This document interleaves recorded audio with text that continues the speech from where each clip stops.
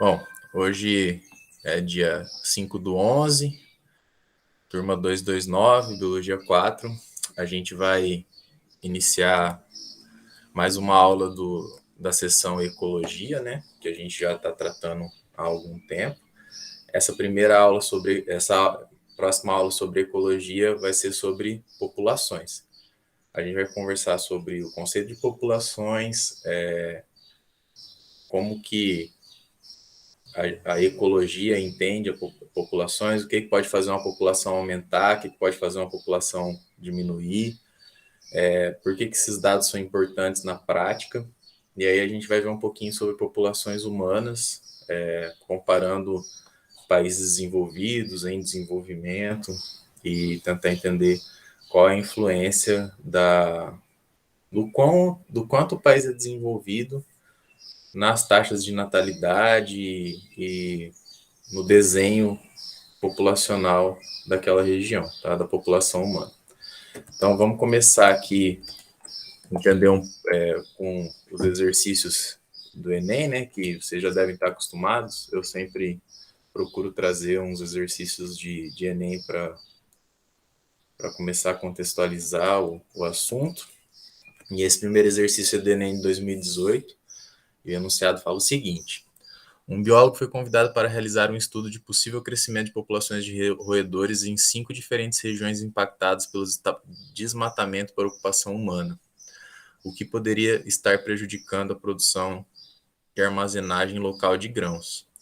Para cada uma das 5 populações analisadas, de 1 a aqui, né, de 1 a 5, identificou as taxas de natalidade, que N, taxa de natalidade, mortalidade M, emigração E e imigração I, em números de indivíduos conforme ilustrados no quadro. Em longo prazo, se as taxas permanecerem constantes, qual dessas regiões deverá apresentar maiores prejuízos na produção e armazenagem de grãos? Alguém tem alguma ideia de como resolver esse exercício aí?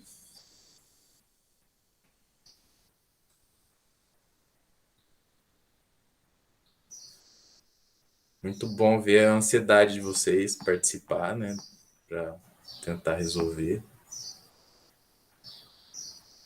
Não? Eu acho que se somar isso e subtraindo, dá pra. Somar e subtraindo? Não consigo entender. Vocês conseguem me explicar melhor como que você tentaria resolver esse exercício? Tipo, nascem tantos roedores, mas morrem e migram essa quantidade. Alguma coisa assim. Meio difícil de explicar o que eu pensei. E o que que você procuraria fazendo essas contas nessas 5 populações? Qual vai ficar com o número de roedores no lugar no final? O maior número de roedores. Ah, e olhando aí, você consegue ter uma ideia de quem que deve ser? O quarto, talvez. O 4, talvez? Pode ser que sim, né? Vamos ver até o final se a gente. Felipe Mioto diz que somaria o número de imigrantes e nascidos e subtraía com o número de mortos e emigrantes. E aí vê o saldo, né? Pode ser um jeito de solucionar, sim. Aí até o final da aula a gente vê como que ficou, tá? E a outra é essa aqui, ó. 2016, do Enem também. Então, um pesquisador investigou o papel da predação por peixes na densidade e tamanho das presas, como possível controle de espécies exóticas em costões rochosos. No experimento, colocou uma tela sobre uma área da comunidade, impedindo o acesso de peixes ao alimento, e comparou o resultado com uma área adjacente na qual os peixes tinham livre acesso. O quadro apresenta resultados encontrados após 15 dias de experimento. Então, tem uma área que ele pôs uma tela e tem uma área do lado sem tela. Nessa área com tela, os peixes não conseguem ir na centela eles conseguem ir. E aí a gente tem alga, craca, mexilhão e assídia. A gente tem a densidade por metro quadrado. E aí a gente percebe que onde não tem tela, a densidade da craca, do mexilhão são menores, né? E de alga e assídia é maior, e que o tamanho das algas é maior na centela, né? E que o tamanho dos indivíduos é maior na área com tela, nas cracas, né? E assim a gente vê algumas alterações. E aí o pesquisador conclui corretamente que os peixes controlam a densidade das algas, estimulando o crescimento. Das cracas, predando especialmente os animais pequenos. Do mexilhão, predando especialmente os animais pequenos. 4 espécies testadas predando indivíduos pequenos. Das assídias, apesar de não apresentarem os menores organismos, não representarem os menores organismos. Alguém tem alguma ideia de qual seria a resposta dessa?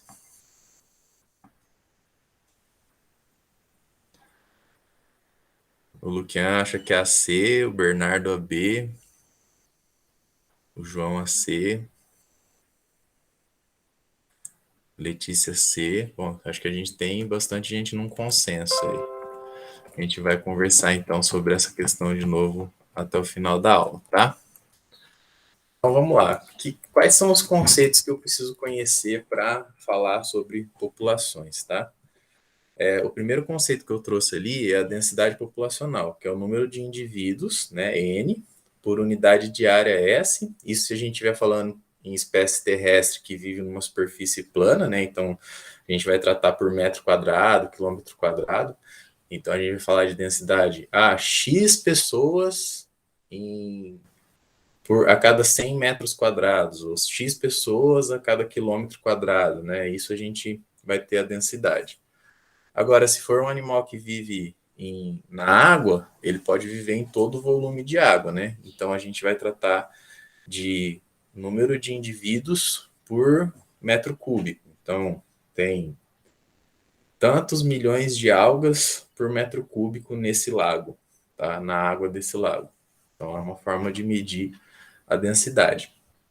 E a fórmula, né, para fazer essa conta da densidade vai ser: a densidade é o número de indivíduos por área ou o número de indivíduos por volume. E essa densidade é afetada por natalidade, que é o número de indivíduos que nascem por unidade de tempo, mortalidade, que é o número de indivíduos que morrem por unidade de tempo, e migração, que é o número de indivíduos que entram na população vindos de outra área, e emigração, que é o número de indivíduos que saem da população para ir para outra área. Natalidade e imigração fazem com que a população cresça, enquanto mortalidade e emigração fazem com que a população diminua. Se a natalidade sobre mortalidade é maior do que 1, a população está em crescimento. Agora, se a natalidade sobre mortalidade é menor do que 1, a população está diminuindo, porque está morrendo mais animais ou mais seres do que estão nascendo. Simples isso, né? Um pensamento meio lógico, concordam comigo? Sim. Sim. Acho que não tem muita dificuldade nisso não, né? A ecologia usa muito a lógica, né, para tentar entender como que as relações entre os seres vivos e o ambiente funcionam. Existem alguns fatores que afetam essa natalidade e mortalidade. Entre eles, atualmente, a gente pode citar o tão falado coronavírus, né? Então, se a gente pegar 2015 aqui no Brasil, 2015, 2016, 2017, 2018, 2019, nos trimestres de janeiro, fevereiro e março, a gente tinha aí uma natalidade sempre acima de 60 mil pessoas e a mortalidade sempre abaixo de 30 mil pessoas, né, ao longo desses 3 meses. Agora, quando a gente vem para 2021, que a gente teve aí a pandemia e isolamento social e etc., a gente vê que a natalidade caiu, né? As pessoas tiveram menos filhos. Então, 2021 aqui, ó, colhendo frutos do isolamento desde 2020. E a mortalidade subiu consideravelmente, né? Então a gente saiu, aliás, eu falei 30 mil, é 300 mil, né?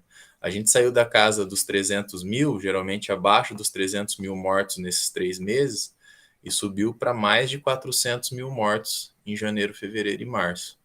E a natalidade, que sempre rodeou em torno de 600 mil nascimentos durante esses 3 meses, caiu para baixo de 600 mil, em torno de 550 mil.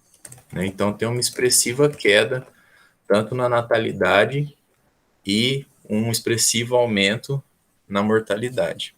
Tá? Isso é o efeito do isolamento social e da chegada do nosso amigo coronavírus na população brasileira. Isso provavelmente vai fazer com que o ritmo de crescimento da população diminua. Não que ela vai fazer a população diminuir, porque continuam nascendo mais pessoas do que morrendo aqui no Brasil. Mas o ritmo de crescimento é reduzido. Conseguem ver isso no gráfico? Sim, Sim. conseguimos. Tranquilo? Certo. Então, as populações formam-se e crescem graças à capacidade de reprodução.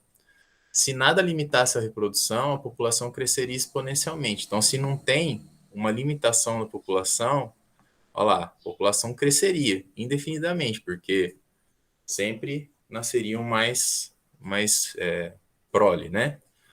A quantidade de alimentos, o espaço, a presença de predadores, de parasitos, a competição, entre outras coisas, acabam limitando a população, né? A população tem um potencial biótico reprodutivo, que é esse potencial é a capacidade de uma população crescer em condições ideais. Bactérias, por exemplo, que se reproduzem por simples divisão binária, elas se reproduzem muito rapidamente, né? E se não tiver nada no, no ambiente que limite esse crescimento, elas crescem em escala exponencial, né? Uma gera duas, duas geram quatro, quatro geram oito, oito vai gerar 16, e assim vai. Elas vão crescer muito, muito rapidamente. Já como o ambiente, de forma geral, traz fatores limitantes, então a gente vai ter a chamada resistência ambiental, que é um conjunto de fatores que se opõem ao crescimento de uma população. A diferença entre o crescimento, entre aqui, tá entre, mas entre o crescimento máximo possível e o crescimento real de uma população é dado por essa resistência ambiental. Então, se não tivesse essa resistência ambiental, a população cresceria exponencialmente. Como tem essa resistência ambiental, a gente tem uma limitação nessa taxa de crescimento da população. Tranquilo? A gente chama essa resistência ambiental de capacidade de suporte. Né? O pessoal fala, não sei se vocês já viram esse tipo de fala, nossa, o jacaré empesteou o Pantanal agora que não pode caçar mais. Já viram alguém falando isso?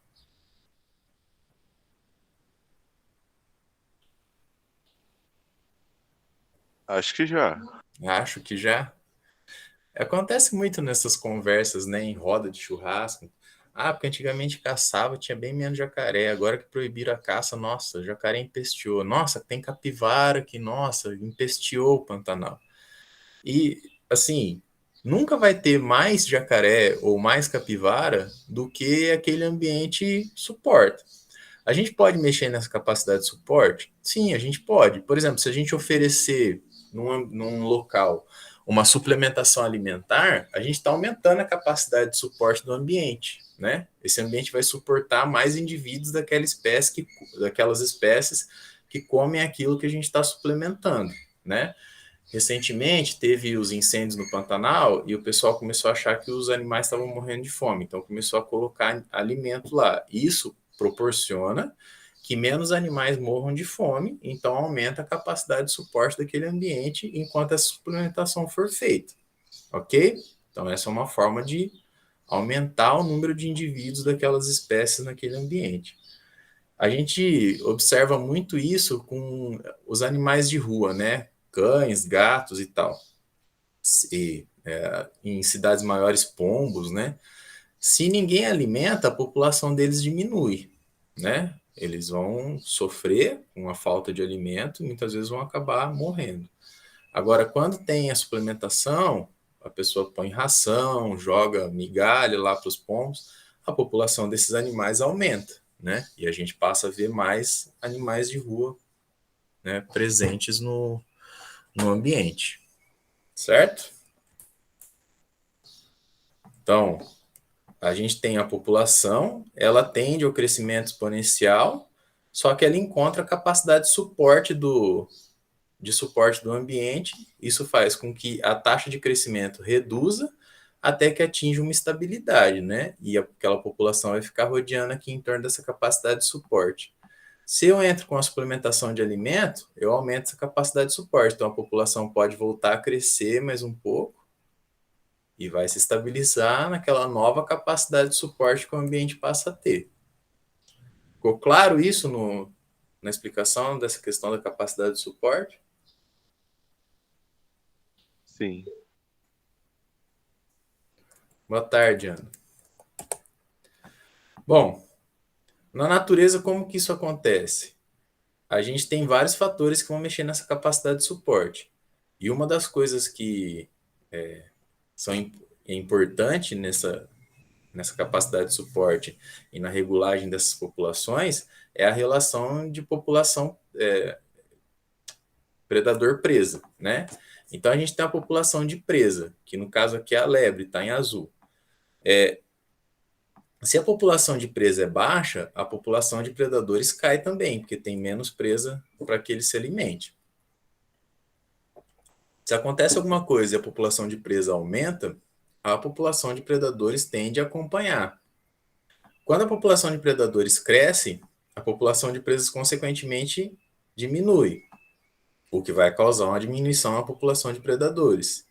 Quando a população de presa cresce, aqui ó, da lebre aqui em azul, a população de predadores acompanha. Mas reparem que a população de predadores sempre vai estar abaixo da população de presa. Tem raras exceções que essa situação muda e isso provoca uma queda abrupta no número de predadores. Por quê? Aí vem por causa daquela questão da pirâmide de energia, né? A presa sempre tem mais energia do que o predador, e ela consome parte de energia, então ela não passa toda a energia para o predador. Então não tem como ter a mesma quantidade de predadores do que de presa. Sempre a gente vai ter mais presa do que predador. Se uma cai, a outra acompanha essa queda. Se uma sobe, a outra acompanha essa subida.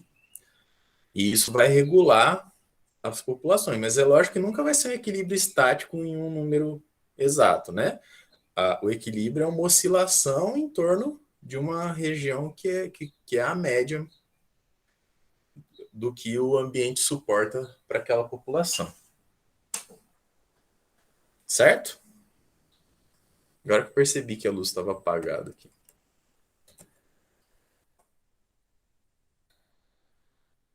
O que traz o crescimento populacional? Se a gente pensar na gente, seres humanos, né, a gente modificou a capacidade de suporte do nosso ambiente.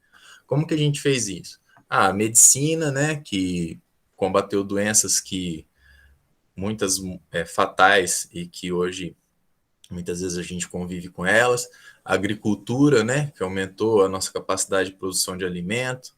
O saneamento, que consegue retirar do nosso convívio os nossos lixos e esgoto e etc. Tudo isso aumenta a capacidade de suporte do ambiente para a população humana. Mas os recursos são limitados, né?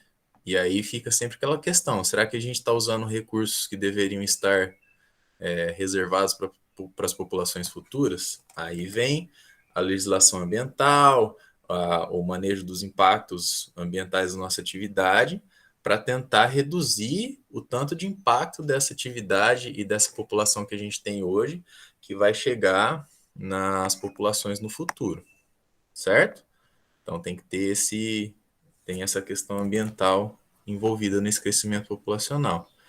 Mas é fato também que a taxa de crescimento populacional de nós, seres humanos, tem diminuído ao longo do tempo, né? Então a gente tinha uma taxa de crescimento alta ao longo das décadas passadas, né, dos séculos passados, e a gente percebe que o número de nascimentos vai decaindo, principalmente quando a gente fala nos países mais desenvolvidos, que a gente tem aqui uma queda mais brusca, né, dessa taxa de natalidade, mas mesmo em países menos desenvolvidos essa queda tem acontecido. Mas existem países que são muito menos desenvolvidos que ainda apresentam um certo aumento na natalidade, principalmente ali na década de 90, mas que no momento entrando na década de 2000, vem apresentando uma queda nessa taxa de natalidade. Então a população humana continua crescendo, mas ela vem crescendo em uma taxa menor do que ela crescia antes, nas décadas de 90 e nos séculos passados, né? 1500, os séculos não, nas décadas passadas, né? 1950, 1960, essas décadas o crescimento populacional era maior. Tranquilo? E aí, uma das coisas que a gente faz usando informações populacionais são as pirâmides de idades, né, das populações. Então, se a gente pegar aí o Brasil em 2010, a gente tinha aí uma quantidade menor de crianças do que de adolescentes e adultos jovens, né? E uma quantidade pequena de idosos, né? E velhos. Então, aqui é a curva populacional da pirâmide de idade do Brasil. Se a gente for analisar a pirâmide de idade do Quênia, por exemplo, que é um país pouco desenvolvido, a gente vai perceber que a base é muito mais larga do que o meio e o topo, né? Então, quer dizer, tem muita criança, muito jovem, mas tem menos adultos jovens e muito pouco idosos. A mesma coisa acontece, por exemplo, na Bolívia, né? A base é bem larga e o meio e o topo afunilam. Se a gente vai para países desenvolvidos, como por exemplo a Finlândia, a gente percebe que a base é estreita, quer dizer, está nascendo menos gente do que tem de adulto. Isso aqui é uma pirâmide etária, né? De um país que a sua população está diminuindo, né? Só 2% da população é de meninos de 0 a 4 anos, e aí a gente tem 3% de adultos entre 35 e 39 anos e a gente tem uma população idosa grande, né? Então é um envelhecimento da população. E a mesma coisa acontece num país como a Alemanha, por exemplo, em 2019, ó, onde a gente tem a principal concentração da população entre os 50 e 59 anos, enquanto jovens e crianças são uma população menor, tá? É quase a metade da população dos adultos de 50 a 59 anos. E aí a gente percebe que tem sido essa a tendência do Brasil, né? Então, em 1950, o Brasil tinha uma pirâmide populacional muito parecida com o Quênia ou com a Bolívia, e essa pirâmide foi sofrendo um estreitamento da base, né? E um aumento na população de adultos e adultos jovens. Pelos estudos que a gente tem, aqui tem uma oportunidade importante do Brasil sair de um país em desenvolvimento para se tornar um país desenvolvido. Porque aqui a gente tem a concentração da população na mão de obra ativa, onde as pessoas trabalham e produzem, né? Isso transforma o Brasil sendo um país com uma grande força de trabalho que tende ao envelhecimento da população, então aqui seria o momento do Brasil aproveitar para se desenvolver. Mas a gente tem enfrentado alguns problemas nessa missão de aproveitar esse momento, né? Tá difícil do Brasil se desenvolver, não é verdade? Entenderam aí o desenvolvimento dessa envelhecimento da população, essa comparação entre países desenvolvidos e países em desenvolvimento? Ficou claro, né? Sim. Beleza. Bom, vamos voltar para a nossa questão, né? Então, a gente tem lá as 4 populações, com suas taxas de natalidade, mortalidade, emigração e imigração. E aí a gente percebe aqui que na população 1, entre nascidos e imigrantes são 68, mas morrem e imigram 45, né? Então 68 menos 45 sobra. Vamos fazer a conta no celular, tá? Para não falar besteira, depois o vídeo vai para o YouTube, aí vão tirar o sarro na minha cara. Eu tinha falado quanto mesmo? É 88, né? 88 menos 45. Quer dizer, sobram 43. Vamos ver o próximo. Vamos fazer comigo aí? 27 menos 8, mais 18, menos 2. Sobram 35. Quanto que tinha sobrado do outro? 37, tá? Aí a próxima. 54 menos 28, mais 15, menos 16. Sobram 25. A próxima. 52 menos 25, mais 12, menos 40. Não, nossa, estou fazendo a conta errada, ninguém falou nada.